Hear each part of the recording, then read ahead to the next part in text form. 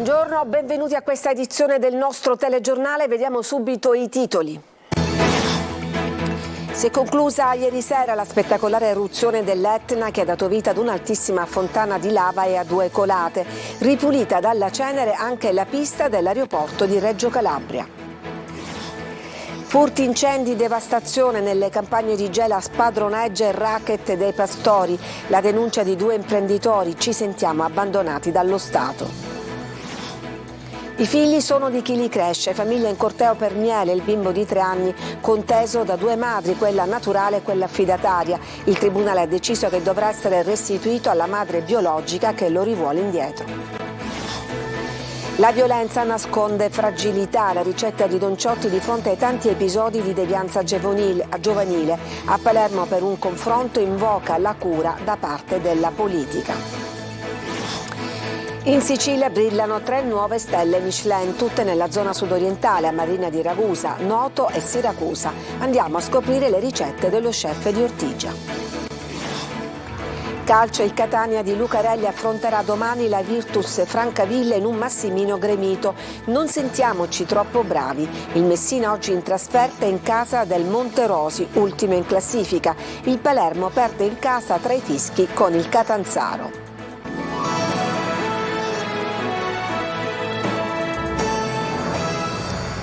Dunque si è conclusa nella stessa serata di ieri la spettacolare eruzione sull'Etna che ha dato vita ad una altissima fontana di lava e ricadute di cenere che è arrivata fino all'aeroporto di Reggio Calabria. Noi andiamo da Luca Ciliberti che è per noi sul versante sud del vulcano. Siamo sull'Etna, Nicolosi, quota 2500 metri, quello che vedete alle mie spalle è il cratere di sud-est. Da qui ieri le spettacolari fontane di lava che hanno fatto il giro del mondo attraverso le immagini, attraverso il web. Molti i turisti curiosi che hanno preso d'assalto la strada provinciale 92 per fotografare queste bellissime immagini. L'attività si è fermata, si è interrotta alle 22:30 circa di ieri sera, adesso è calma apparente, potrebbe rimettersi in movimento il vulcano nelle prossime ore. Lo abbiamo chiesto al vulcanologo del Parco dell'Etna Salvo Caffo, che ci ha raccontato che cosa è successo e che tipo di eruzione è stata ieri. È stata una delle eruzioni che ha caratterizzato quest'ultima settimana. Noi abbiamo avuto un tremore vulcanico medio-alto, ieri abbiamo avuto un'attività parossistica abbastanza energeticamente importante che è durata più del solito. Che tipo di colate sono state? Se c'è stata colata o sono stati solo dei trabocchi? Ci sono state 2 colate di trabocco, una in direzione sud-sud-ovest, quindi in direzione Monte Provento Supino, e una in direzione verso la Valle del Bovo, diciamo nel versante orientale. Potremmo assistere a ulteriori eruzioni nelle prossime ore?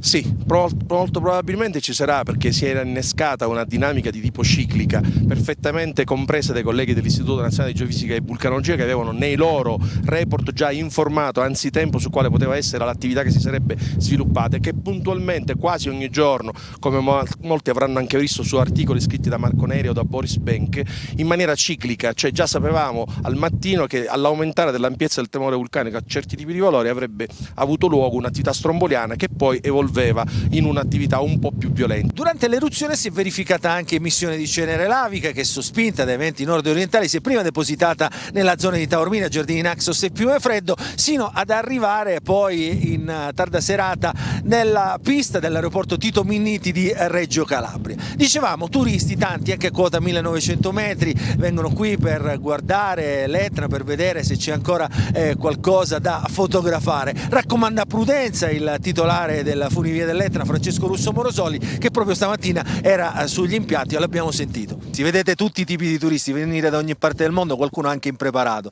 Voi insomma state qui anche per spiegare come bisogna fruire del vulcano. Assolutamente, salgono molti impreparati perché soprattutto nel periodo estivo vengono dal mare, quindi infradito, costume, qui abbiamo tutta l'attrezzatura che noleggiamo al turista, quindi dal giubbotto, le giacche a vento, le calze, le scarpe, le bacchette, tutto quello di cui ha bisogno il turista per fruire e fare un'escursione in tutta sicurezza e in tutto comfort. La raccomandazione che facciamo a chi vuole venire a vedere anche questo spettacolo della natura?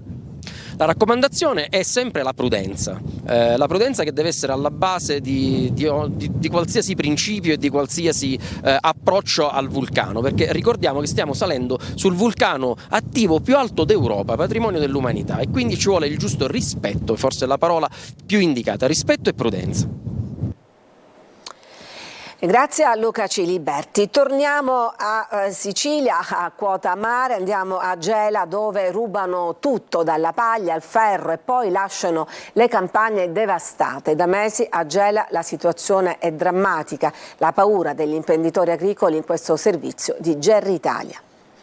Raccolti distrutti, abitazioni svaligiate e spesso date alle fiamme e campagne gelesi sempre più in mano a pochi criminali che devastano le coltivazioni per ritorsione o semplicemente per ricavare qualche euro dalla vendita del ferro. Non solo incendi anomali, ma anche veri e propri raid finalizzati a danneggiare i raccolti. Molti dei proprietari colpiti hanno deciso di segnalare quanto accaduto, lo fanno però in maniera anonima per paura di ritorsioni come Rocco, a cui hanno portato via tutto.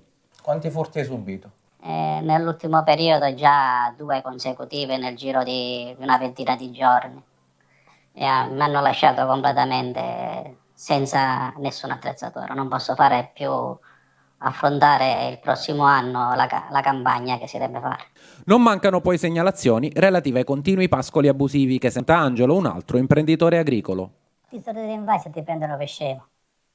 Non ti minacciano, perché effettivamente loro sanno che se minacciano potrebbe anche avere conseguenze. Iniziano un poco ora, un poco a poco, in modo che il danno, diciamo, venga digerito, diciamo, dal coltivatore. Però a poco, poi se poi uno si lamenta, poi il danno lo fanno completamente.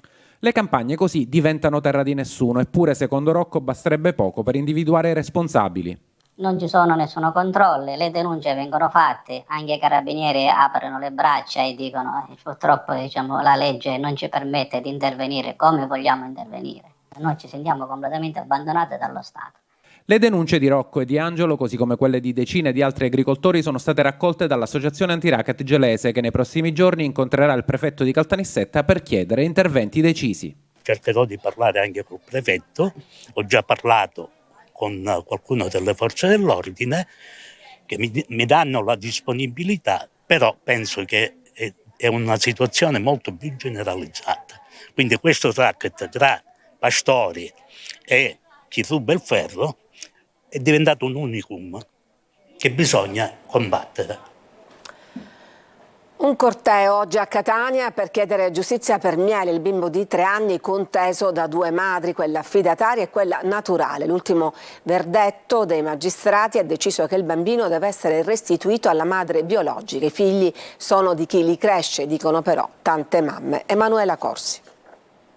Questo cartello genitori non si nasce, si diventa. Io sto col Miele. Significa che io ho partorito mio figlio, ma sono diventata veramente madre quando l'ho preso in braccio e ho cominciato a crescere insieme a lui. Un corteo a Catania per chiedere giustizia per Miele, il piccolo di 3 anni conteso tra i genitori adottivi e la madre naturale che dopo averlo abbandonato lo ha rivendicato. Entro il 28 dicembre il bambino, secondo quanto stabilito dalla Cassazione, dovrà tornare alla madre biologica, una donna originaria di Modica. Una decisione che ha suscitato l'indignazione di tante famiglie che con cartelli, messaggi e palloncini arancioni hanno manifestato sfilando da Piazza Roma lungo la via Etnea. Il bambino ha già una famiglia che è l'unica che conosce, i figli sono di chi li cresce, di chi li accudisce, di chi li ama. Io sono la mamma di un bimbo di 3 anni e l'idea che mio figlio, come Miele in questo momento, possa essere staccato da me è devastante non solo per me, ma già a 3 anni un bambino conosce le figure genitoriali, gli affetti.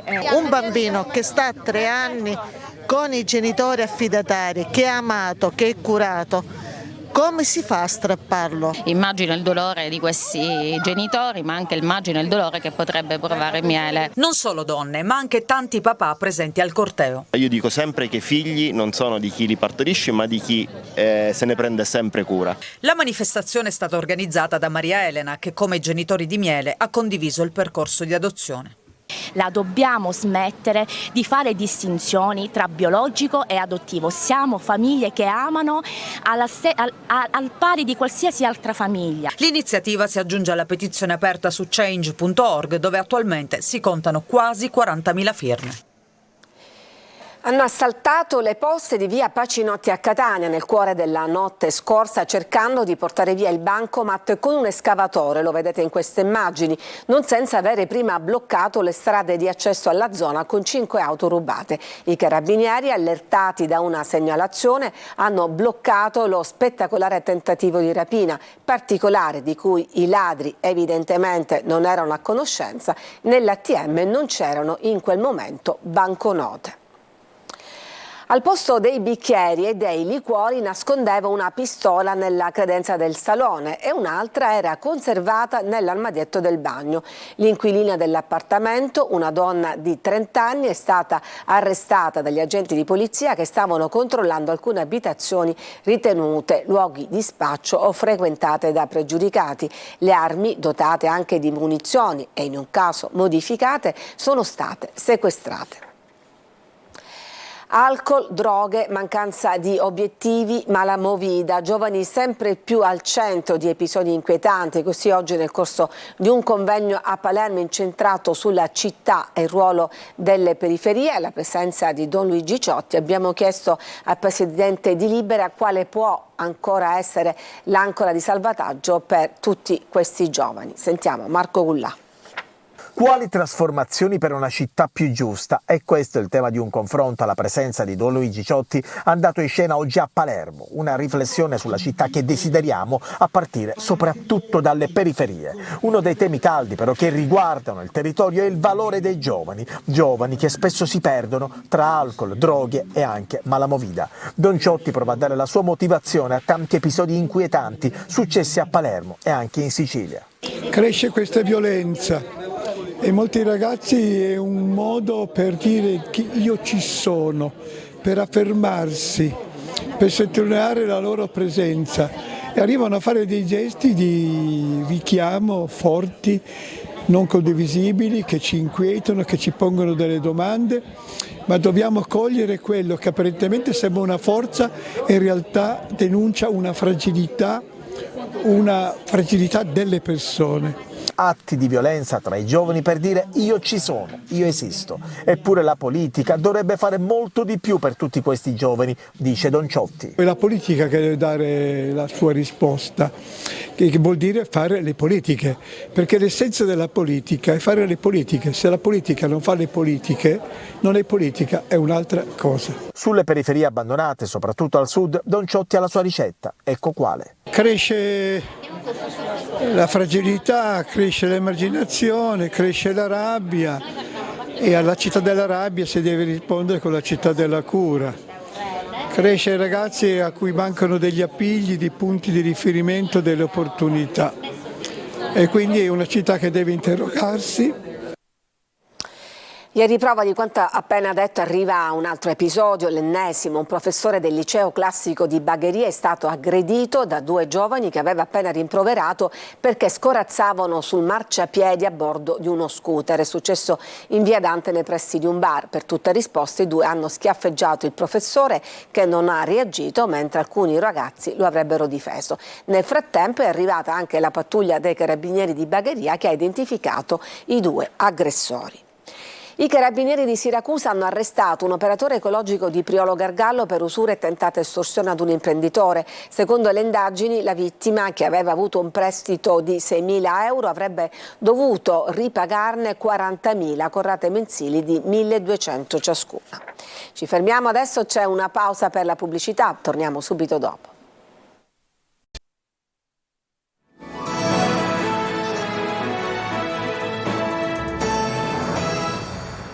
In Sicilia brillano 3 nuove stelle Michelin, tutte nella zona sud-orientale. Siamo andati in uno di questi ristoranti a Siracusa. Ecco cosa ci ha preparato lo chef Torrisi, Francesco Aloi.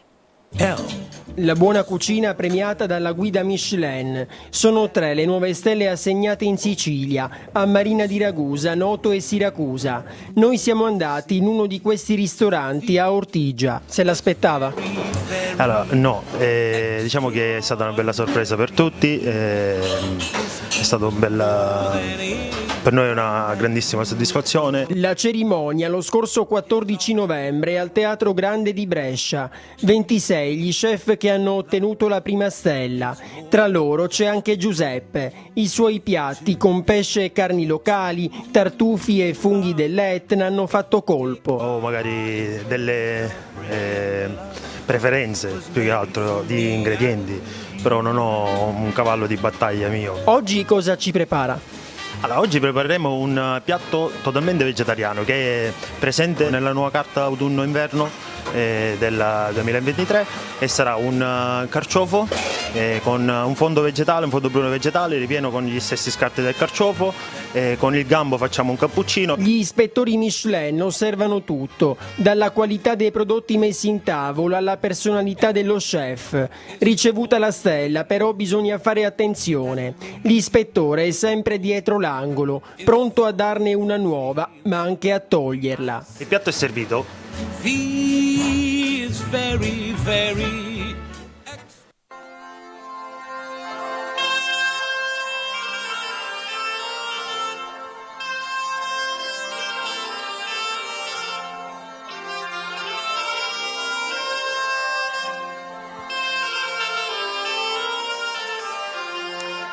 E quello che stiamo sentendo è il suono che un po' ci fa tornare ai bambini, la colonna sonora del Natale. Siamo nella chiesa di Sant'Anna, un tempo cappella della famiglia Verga, che è stata teatro di un suggestivo concerto di cornamuse e zampogni. I musicisti del festival, organizzato dalle associazioni Area Sud e Darshan, hanno spiegato anche le origini e il funzionamento di questi ammalianti strumenti tradizionali. Ci fermiamo, adesso c'è un'altra pausa e poi torniamo con la pagina sportiva.